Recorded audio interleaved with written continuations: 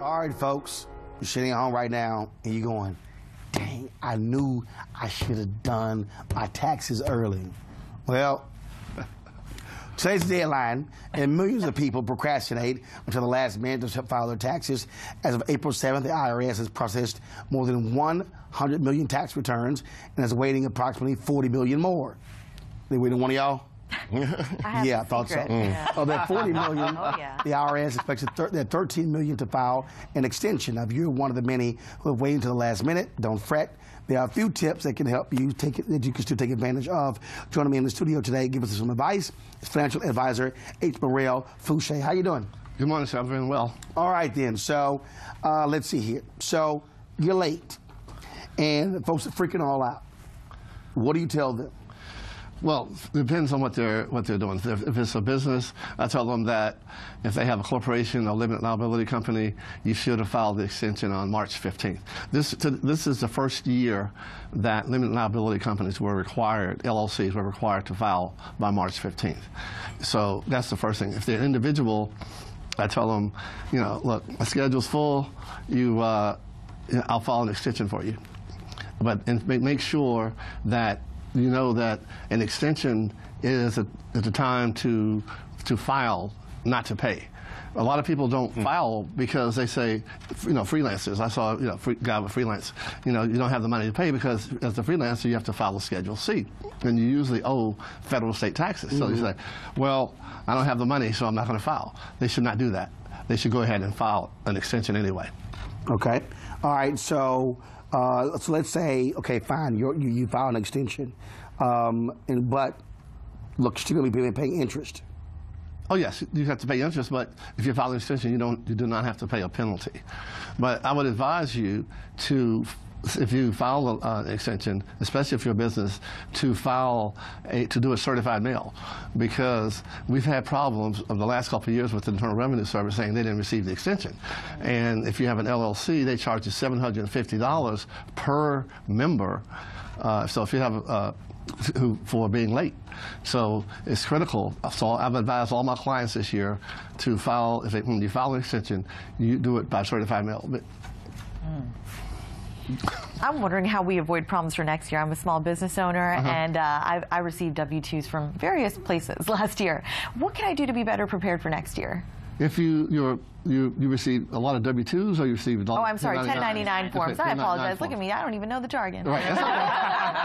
Well, because, you know, if you're W-2, it's usually from an employer. No, but I've received 1099s. Right. And I'm a solopreneur. I have an LLC, and I'd like to just not be in the position to have to file an extension next year. So what do you recommend? Well, what I recommend is in December, at the end of December, you start to gather all of your source documents. That means that all the receipts that you have for travel, for entertainment, for office supplies, for any fees that you have, publications, just get them together, take them out of the brown paper bag, and sort them up.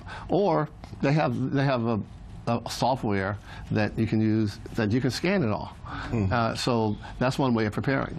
Now the problem that I face is I give lots of speeches. And so I've had some folks who didn't send the 1099.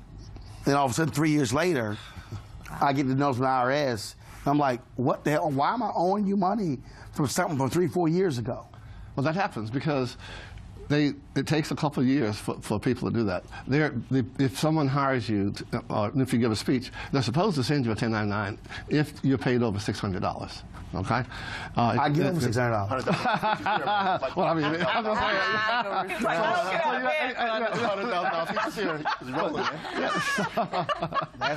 that's the first 2 minutes. Yeah. So this is a 1099, and then it's incumbent upon you to report your income, not the person for whom you work or provide a service. So if you report the income, but they don't send you the 1099, you're covered. Yes, sir. Okay. And so the tax code is complicated. As you know, you talked about the Schedule C. I'm a contractor, got in trouble a couple years ago for, the taxes. But you say got in trouble with the jail? No. 70 pages long. That's how long tax code is. Do you see any need for it to be reformed or any possibility of being reformed? I mean, you work in taxes. Oh, definitely. I mean, first of all, with the Affordable Care Act, I have, you know, if a client comes in and when they go in to apply, they say they're going to make X number of dollars. If they make more than that, in fact, I had a case in point this year. I had a client who was terminally ill, and she got Medicaid, she got the ACA, and she wound up having to pay $10,000 in taxes because she cashed in 2 of her IRAs to save her house from going into foreclosure. Oh, wow. So that part, I like to see. I like to see that part reformed. That penalty that goes against the individual, and that penalty that definitely should go away. Because even 70,000 pages, isn't that a little bit long for? He's pushing a political agenda. No, I'm saying no. It's 70,000 pages long. But let me get back to the question that you asked, because it's critical. Because there are education credits. In the Washington D.C. area, $100,000 is nothing. Down where I live in Chapel Hill, North Carolina, that's significant.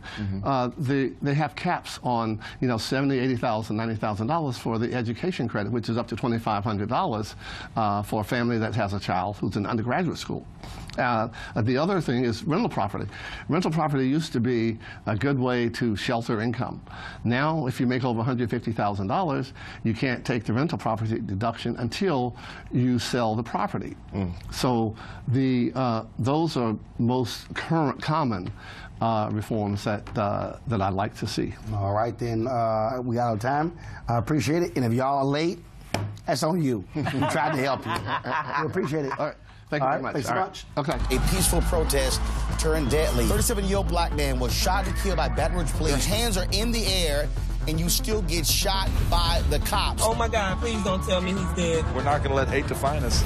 Race is a big part of this. If truly all lives matter, then all lives need to matter equally. What we require is action. What we require is accountability. We understand that black lives do matter, and we will keep focused on this issue. NewsOne Now, every weekday morning at 7 on TV1.